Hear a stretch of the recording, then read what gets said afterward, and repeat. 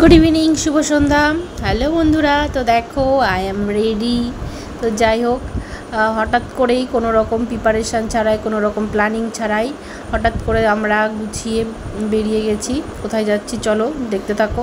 তো এই যে আশা করি রাস্তার লাইটিং থেকে বুঝতেই পারছো আমরা কোনো পুজো মণ্ডপে যাওয়ার চেষ্টা করছি। তো যাই হোক এই সেই পুজো বিশ্ববিখ্যাত বিশ্বের সবচেয়ে বড় দুর্গা আমাদের নদিয়া জেলার কামালপুর। তো এই দেখো ইতিমধ্যে আমরা চলে এসেছি সেই জায়গায়। তো এখনই ওখানে গাড়ি পার্কিং করার জায়গা পাওয়া যাচ্ছে না, এত ভিড় হচ্ছে এখন থেকে, এখনও পর্যন্ত কমপ্লিট হয়নি। তো আমি গেছিলাম বৃহস্পতিবার। তো দেখো সন্ধেবেলায় গেছি, তো তখনও ঠাকুরের কাজ কমপ্লিট হচ্ছে, মানে হয়নি আর কি, হচ্ছে। কিছুক্ষণ আগে মাথাটা লাগানো হয়েছে, এই যে দেখো এখনও কাজ চলছে ক্রেনে করে, কারণ এত উঁচু ওখানে মানুষের পক্ষে কিছু করা সম্ভব নয়। তো ক্রেনে করে, ক্রেনের মধ্যে বোধহয় মানুষ ছিল ওখানেই। তো দেখো এই যে মানে আমার হাইট 5 ফুট 5, তো আমার মাথার ওপর থেকে প্রতিমা শুরু হয়েছে, তাহলে কতটা বড় দেখতে পাচ্ছ। তো এই যে একটা মানুষ দাঁড়িয়ে আছে, তার মাথার উপরে মানে মায়ের পা, তার মানে কতটা উঁচু মানে ভেবে নাও।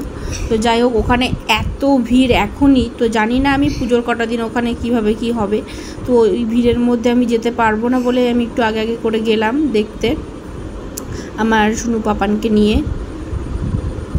দেখো কাজ হচ্ছে ওখানে এখনও। তো পুজোর মধ্যে ওখানে আর যেতে পারবো কিনা জানি না, তো ওই জন্যেই আগে আগে একটু গিয়ে ঘুরে এলাম। তো আমি আগের বছর এই পুজোটা বন্ধ হয়ে গেছিলো, হয়নি কোনো কারণে, হয়তো কী কারণে জানিনি। তো এবার হচ্ছে শেষমেশ। তো এবারও শুনেছিলাম একবার হবে না। তারপরে দেখো মেলার সমস্ত কিছু, নাগরদোলনা, বাচ্চাদের জাম্পিং, খাবার দাবারের দোকান সব কিছু বসে গেছে ওখানে, মানে মেলা শুরু হয়ে গেছে অলরেডি, বোধহয় কয়েকদিন আগে থেকেই।